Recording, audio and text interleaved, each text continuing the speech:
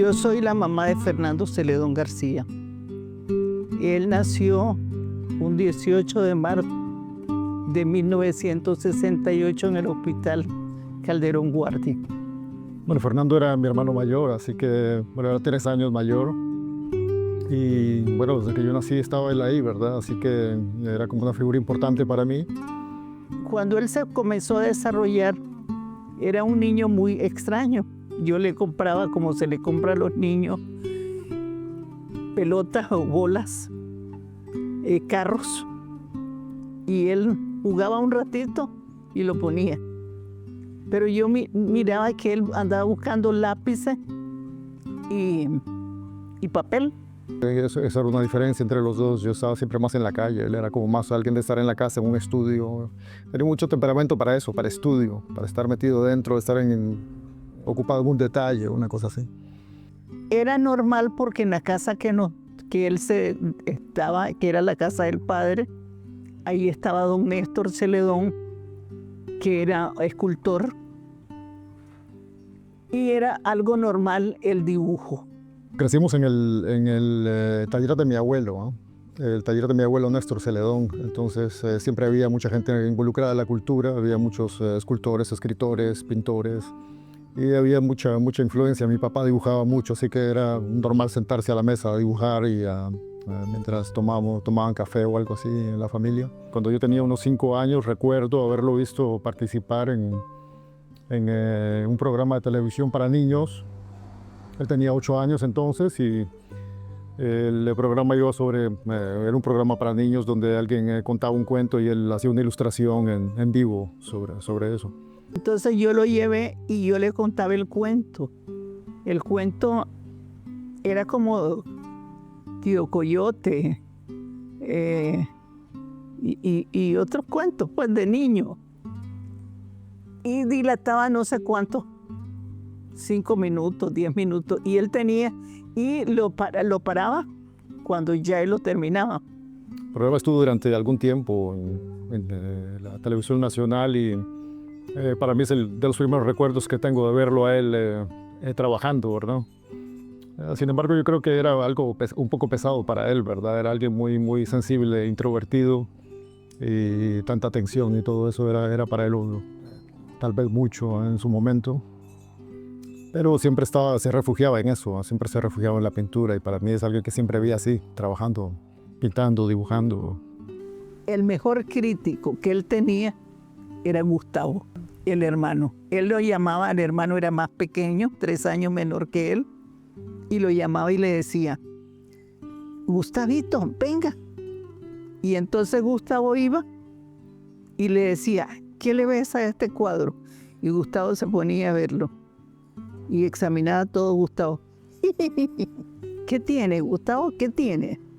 Le dice, la pata del caballo. Ah, sí. Ahí había un defecto. En ese defecto, él ya ese cuadro no lo... Entonces él los agarraba y los botaba. Creo que siempre fue algo que hacíamos juntos. Cuando yo iba de viaje, por ejemplo, cuando regresaba, siempre tenía libros o revistas o algo para ver con él. Era como mi persona aquí con la que yo me sentaba a conversar sobre lo que había encontrado en el viaje, si había alguna exposición interesante, si había alguna propuesta interesante que había visto en el viaje. Y sí, yo creo que siempre teníamos ese contacto con el arte.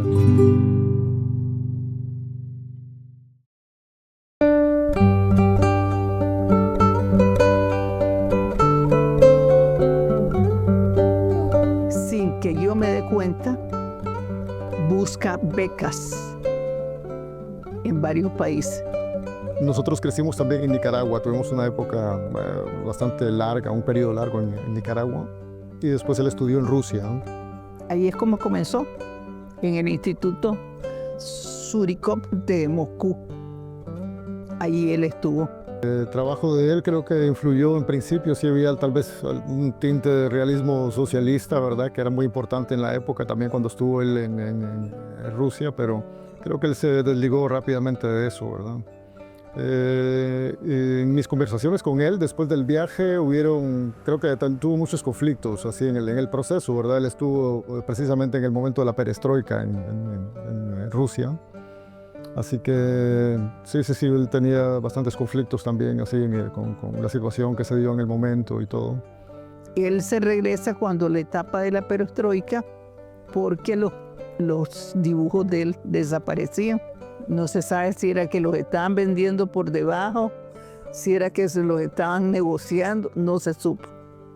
Que fue lo que él me explicó a mí o me dijo. En ese periodo pues había muy poco contacto con Costa Rica también. Así que cuando él regresó, él estuvo trabajando un tiempo, empezó a trabajar, hizo contacto con ilustradores y a trabajar en pintura.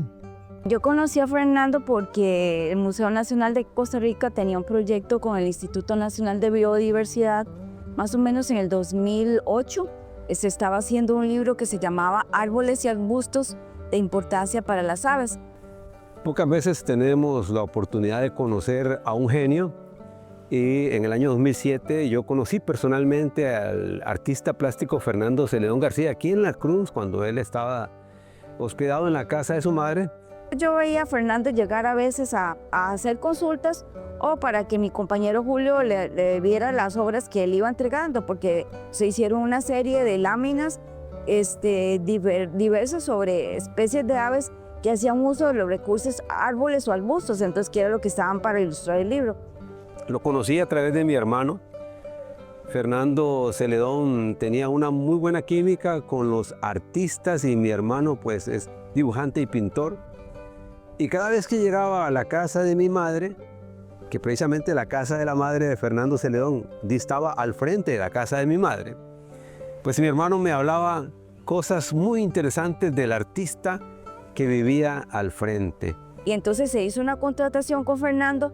Y entonces ahí fue donde empezó mi relación directa con él. Tuve la gran oportunidad de ver ya no solo las cualidades que tenía como artista, sino como persona, porque yo le puedo dar testimonio que era una persona increíble.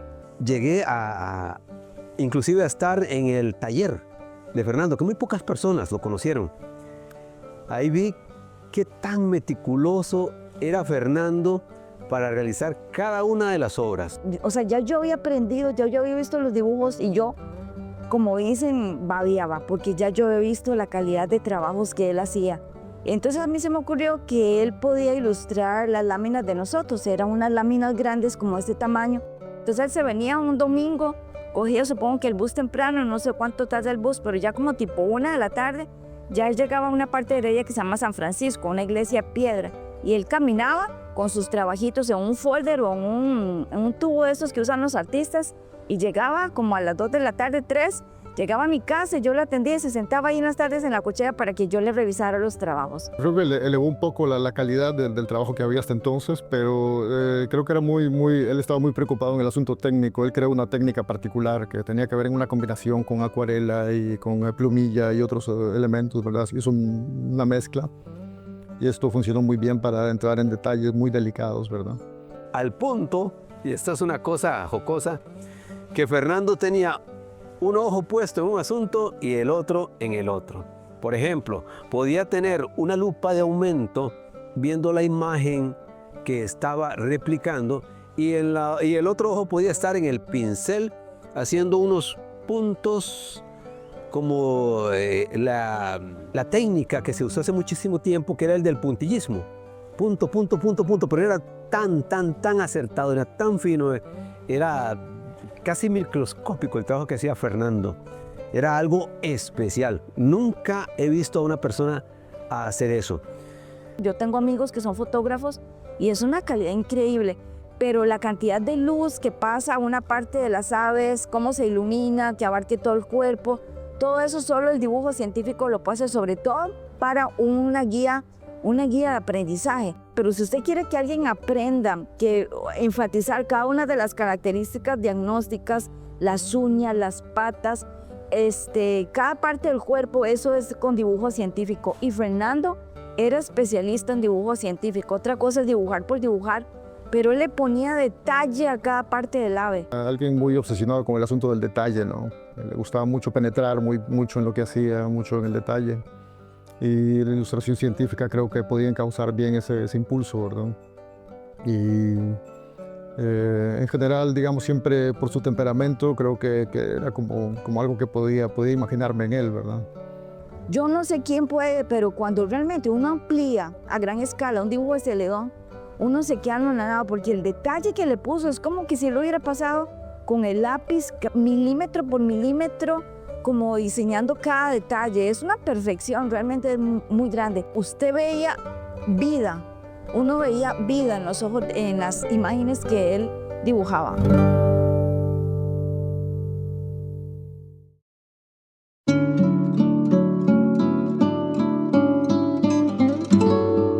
Realmente el asunto de ir a Nicaragua es que tenía algunos contratos buenos allá con la Universidad de León para empezar a trabajar en el libro de Aves de Nicaragua, que era en el proyecto en el que estaba trabajando cuando murió. Siempre quería seguir pintando, él siempre quería seguir pintando y ya estaba entrado un proyecto más allá, porque ya le envió para cuando eso yo creo que ya estaba como cerrando sus puertas. Y esta era una de las razones por las que estaba allá, ¿verdad? De alguna manera yo creo que también Nicaragua siempre le llamó la atención por la riqueza cultural que tiene también, ¿verdad? Y por lo que había quedado de experiencia en el periodo que estuvimos allá, ¿verdad?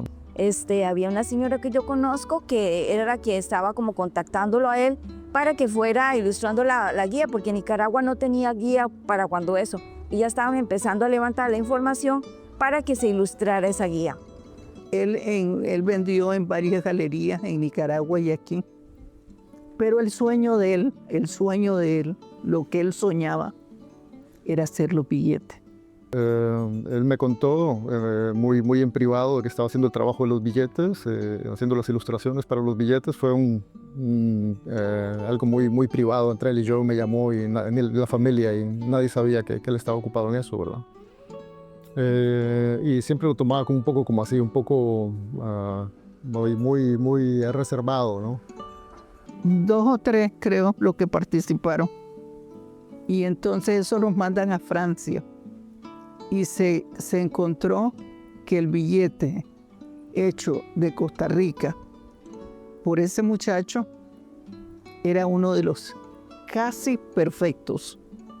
Porque si se miden los pelitos, las cuestiones que llevan, está casi perfecto. No se dice perfecto, sino que ellos dijeron casi perfecto. Y de los billetes más lindos. Se nombró creo que el de 20 como el más bonito. Pero en ese tiempo me dijo de que no iba a tener mucho dinero. Yo pensé que, digamos, un trabajo como ese le iba a proporcionar así, de muchas ganancias y eso, pero me dijo que no era gran cosa y que en realidad lo que le interesaba era hacer el trabajo, ¿verdad? Como ver el trabajo hecho ahí.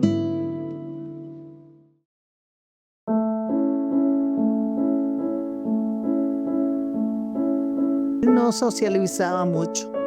Eran muy pocos los amigos que él tenía, muy pocos.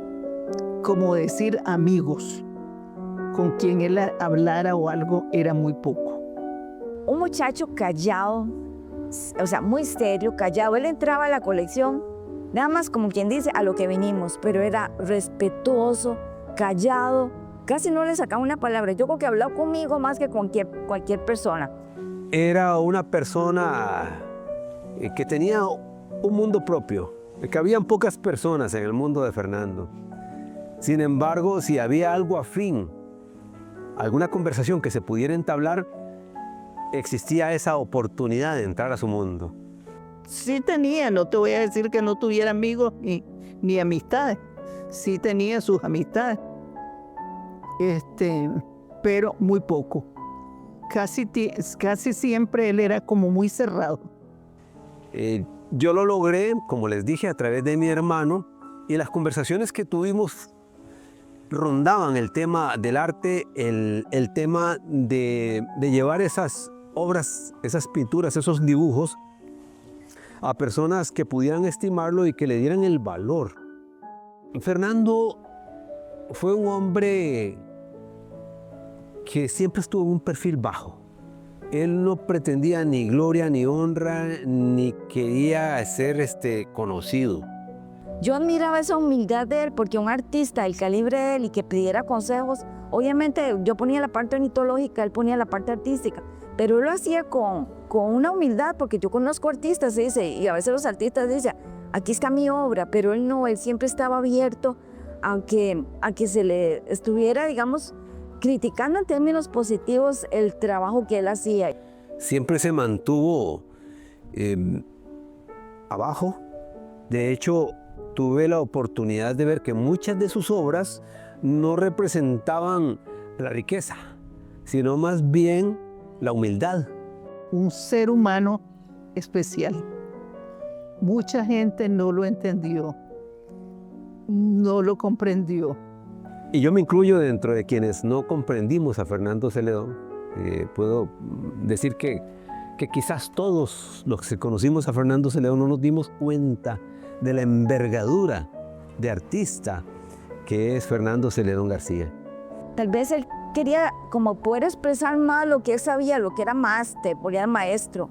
Entonces, desde ese punto de vista, tal vez sintió incomprensión, o la gente que lo conoció, su mamá, de ver que tenía un hijo prodigioso, pero que no ganaba lo suficiente aún, digamos, de tener ese arte tan grande. Él no era muy bueno en eso. Creo que tenía el temperamento típico de artista, que está muy ocupado en su trabajo y tiene muy poco tiempo realmente para encargarse de asuntos de promoción y esto, y de hacer contratos. No era muy bueno en hacer negocio, digamos, de esto, ¿verdad? Tal vez nunca le dije que lo admiré demasiado, porque realmente lo admiré. Realmente yo que vi de cerca la obra. Ahora en el museo yo conocí a otros artistas y como una muchacha que también hace la técnica de él, pero es que a mí me llamó tanto, es que era un conjunto de cosas. Era su personalidad, su arte, era una persona íntegra. Y le diría, mira, Fernando, la cruz nunca va a ser pisada por otro artista de tu altura.